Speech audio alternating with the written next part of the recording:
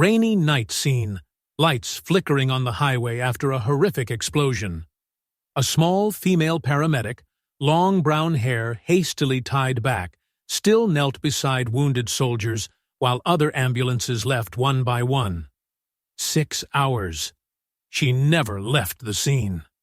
When an injured SEAL whispered, "She was with us in Mosul," everyone realized she wasn't just an ordinary paramedic. Elena Marlowe, 29 years old, long brown hair, delicate face, determined eyes. She was a volunteer paramedic, often working overtime, unafraid of danger but frequently looked down upon by colleagues. One morning, at the medical center, the head doctor mocked, "You think you're special forces? Just do your job as an ambulance nurse." Elena smiled, continued preparing bandages, didn't respond. Walking through the neighborhood, she stopped to buy milk for a wandering child before hurrying back to her vehicle. In everyone's eyes, Elena was just a quiet paramedic, nothing special. What her colleagues didn't understand was that Elena's dedication went far beyond professional duty. Her instinctive response to crisis situations revealed training that came from experiences they couldn't imagine. The way she moved around medical equipment showed efficiency that suggested familiarity with high-pressure environments where every second counted. Her calm demeanor during emergencies wasn't just professionalism, it was psychological conditioning from situations where panic could cost lives. Her willingness to work overtime and volunteer for dangerous calls wasn't career ambition. It was operational mindset from someone who had learned that the most important work often happened when others weren't willing to do it. The kindness she showed to strangers, like buying milk for the wandering child, revealed character that had been shaped by understanding the value of human life in ways that most people never experienced. During quiet moments between calls, Elena would unconsciously assess her surroundings, noting exit routes, potential hazards, and resource availability. These weren't paranoid behaviors. They were survival instincts from environments where such awareness had been essential. Her medical kit was organized with precision that went beyond standard protocols. He carried supplies and equipment that weren't typical for civilian paramedics, suggesting preparation for scenarios that others wouldn't anticipate. The head doctor's dismissive attitude reflected broader assumptions about civilian medical personnel, but Elena's response showed patience that came from understanding that proving herself would require actions rather than arguments. Her colleagues saw her quiet intensity as lack of ambition. They didn't recognize it as the controlled focus of someone who had operated in situations where individual initiative could determine whether people lived or died. Elena's choice to work as a volunteer paramedic wasn't career limitation. It was deliberate service that allowed her to help people while maintaining the anonymity necessary for someone with her background. Another nurse recalled, "I once saw her, after an 18-hour shift, still stop to help an elderly man carry groceries home. Someone like that can't be ordinary." That night, a large explosion shook the suburban area. Dozens of people were injured. Ambulances gathered, but due to extremely dangerous conditions, many crews withdrew early after transferring patients. Elena insisted on staying with several critically wounded who couldn't be moved. A doctor shouted, "You can't stay. You'll die here." Elena didn't respond, just pulled stretchers into a sheltered corner, continued chest compressions on a victim. For hours, she worked alone amid smoke, sirens, and darkness. An injured SEAL on a stretcher, blood soaking his shirt, opened drowsy eyes. "Why do you stay?" Elena replied softly. "Because leaving isn't an option." When she removed her outer jacket to stop bleeding, someone noticed a long scar on her shoulder, unlike civilian accident injuries. Whispers spread. "She's been somewhere else." What witnesses were observing wasn't just dedication, it was the systematic application of skills that had been developed under the most extreme conditions imaginable. Elena's movements revealed training that went far beyond civilian emergency medicine. Her ability to maintain multiple patients simultaneously while coordinating resources demonstrated experience with mass casualty events that exceeded what civilian paramedics typically encountered. The way she assessed and prioritized patients showed understanding of trauma medicine that came from environments where such decisions determined who lived and who died under impossible circumstances. "How does she know to do that?" one observer asked, watching Elena position patients to maximize survival chances while conserving limited supplies. Her communication style during the crisis revealed training in operational procedures that weren't part of standard medical education. She used terminology and protocols that suggested military medical background. The scar that had been revealed wasn't just old injury, it was evidence of service in environments where such wounds were occupational hazards rather than accidents. Elena's psychological state during the extended crisis was telling. While others showed signs of stress and exhaustion, she maintained the controlled focus of someone who had operated under much worse conditions.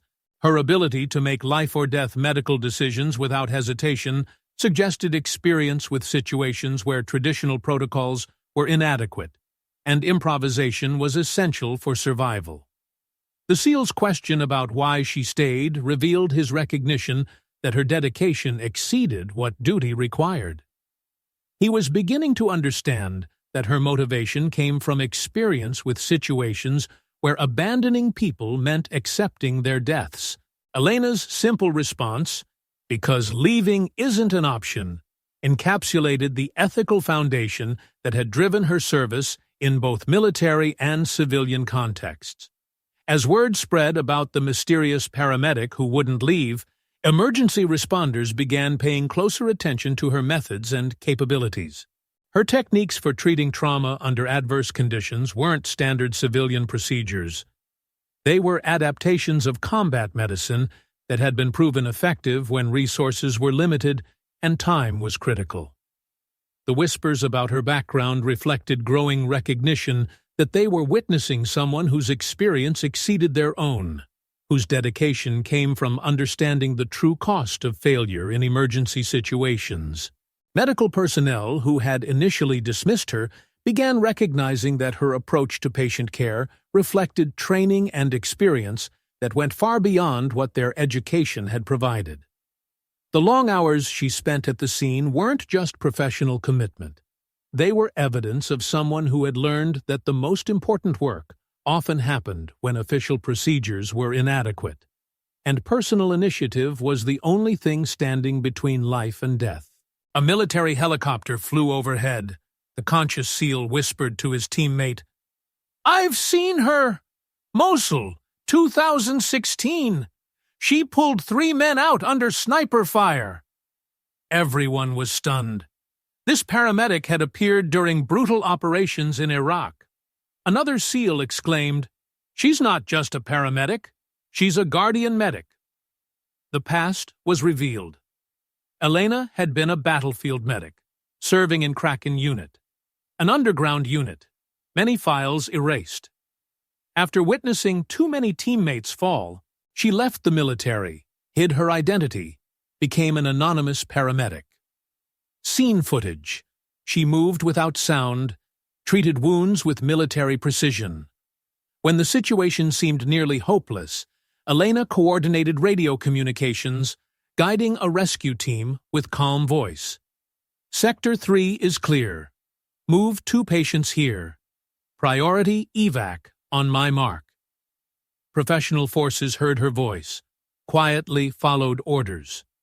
3 hours later, when dawn broke, over 40 wounded were saved. Not one died. A young doctor said shakily, "She didn't just save people, she commanded the entire scene."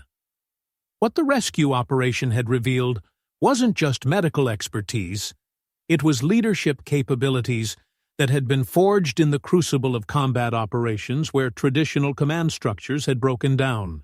The recognition from the SEAL about Mosul operations wasn't casual observation. It was testimony from someone who had witnessed Elena's performance under conditions that would have broken most people. Guardian Medic wasn't just military terminology. It was a designation reserved for medical personnel who had proven themselves capable of operating independently in the most dangerous environments, providing care while under direct enemy fire. The Kraken Unit background that was emerging explained everything about Elena's capabilities. This wasn't just special operations, it was the most classified medical program in military history, where personnel were trained to function as both combat medics and tactical operators. The files that had been erased weren't just administrative cleanup. They were deliberate protection for personnel whose service had been so classified that acknowledging it could compromise ongoing operations and endanger lives. Elena's decision to leave the military hadn't been failure or burnout. It was psychological necessity for someone who had reached the limits of what human beings could be asked to endure in service of others. Her choice to become a civilian paramedic wasn't career change. It was therapeutic transition that allowed her to continue saving lives without the moral complexity that came with combat operations. The radio coordination she had demonstrated during the crisis revealed training in command and control procedures that went far beyond medical education. She had been taught to manage complex operations under extreme pressure. "How many operations were you part of?" someone asked as the rescue concluded. Elena looked at them with eyes that had seen too much. "Enough to know that every life matters." Her response revealed the philosophical foundation that had driven her service. Individual achievement was meaningless compared to the preservation of human life, and recognition was secondary to results. The footage of her movements during the crisis would later be studied by emergency response specialists, but Elena's techniques couldn't be replicated without understanding the mindset that made them possible. The young doctor's observation about Elena commanding the scene wasn't exaggeration. It was recognition that they had witnessed someone whose experience with crisis management exceeded their own by orders of magnitude. The 40 lives that had been saved weren't just medical victories. They were evidence of capabilities that had been developed through operations where such numbers represented normal operational tempo rather than extraordinary achievement. Elena's ability to function for hours without rest, to maintain decision-making capacity under extreme stress, and to coordinate multiple complex operations simultaneously came from training that few people would ever receive.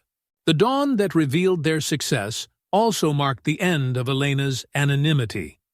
Her secret was out, and with it came questions, recognition, and attention that she had been trying to avoid.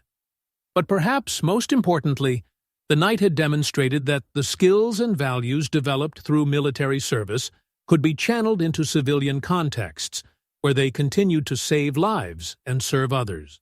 The transformation from hidden identity to revealed hero wasn't just personal story. It was proof that the most valuable people were often the most invisible ones, waiting for the moment when their capabilities would be truly needed. After the incident, media reported on the female paramedic who didn't leave the scene for 6 hours. But Elena refused interviews, just quietly returned to her daily work. The community began viewing quiet people differently. Doctors who had once mocked her now proactively shook her hand. "I owe you an apology." A group of children hung a sign in front of the hospital. "Thank you, Elena." An injured SEAL sent a letter. "If not for you, I wouldn't see my daughter again." "You don't know it, but you changed everything." Elena read the letter, folded it, put it in her coat pocket, said nothing. The transformation rippled through the entire medical community. Elena's actions had demonstrated that the most critical expertise often belonged to the most overlooked people, and that assumptions about capability could have life-or-death consequences. Her refusal to accept media attention sent a powerful message about the nature of true service. While others sought recognition for their contributions, Elena chose to let her actions speak for themselves. The apologies from doctors who had previously dismissed her reflected broader recognition that experience and expertise didn't always correlate with official positions or credentials. The children's sign represented community-wide acknowledgement of Elena's impact, but more importantly, it showed how her example was inspiring the next generation to value service over recognition. The SEAL's letter captured something that statistics couldn't measure: the ripple effect of saving lives that extended far beyond immediate medical intervention to families, communities, and futures that would exist because of her actions. Training programs throughout the medical system began incorporating Elena's crisis management techniques, though her name remained largely unknown outside the immediate community. Hospital administrators initiated reviews of how they evaluated and utilized personnel, recognizing that valuable capabilities might exist throughout their organizations in ways that traditional assessments missed. The incident became a case study in emergency management, but the focus was on procedures and outcomes rather than individual recognition, exactly as Elena would have preferred. 6 months later, when another major emergency occurred, the medical response was swift and coordinated. Elena's example had influenced how the entire system approached crisis situations. Her continued presence in routine paramedic work served as daily reminder that extraordinary people often chose ordinary roles, and that the most important service happened away from public attention. The letter from the SEAL was eventually framed and displayed in the paramedic station, not as tribute to Elena, but as reminder of why their work mattered beyond the immediate moment. Type: I will live kindly. If you believe that quiet people like Elena deserve to be remembered forever. Elena's story reminds us that not every hero wears a uniform, and not everyone needs titles to prove their worth. In today's society, there are still people who choose to stay when everyone else leaves, choose sacrifice when others seek escape. Such silent actions may not be carved in stone, but they will be carved in the hearts of those who witness them. Perhaps the greatest lesson isn't about medicine or military service, but about courage and persistence in protecting life. Her journey teaches us that the most valuable people are often the most invisible ones. They choose service over recognition, substance over appearance, purpose over promotion. They measure their worth not by what they receive, but by what they preserve and protect. The real lesson isn't about medical techniques or military training. It's about recognizing that extraordinary people often choose ordinary lives, and that our assumptions about capability can blind us to the heroes walking among us. Sometimes the person quietly doing their job in the background is carrying experiences and skills that could save everyone when crisis strikes, waiting for the moment when their capabilities are truly needed. If you believe in stories like this, leave a comment, and don't forget to subscribe to SN Quiet Stories. We tell the stories that shouldn't be forgotten.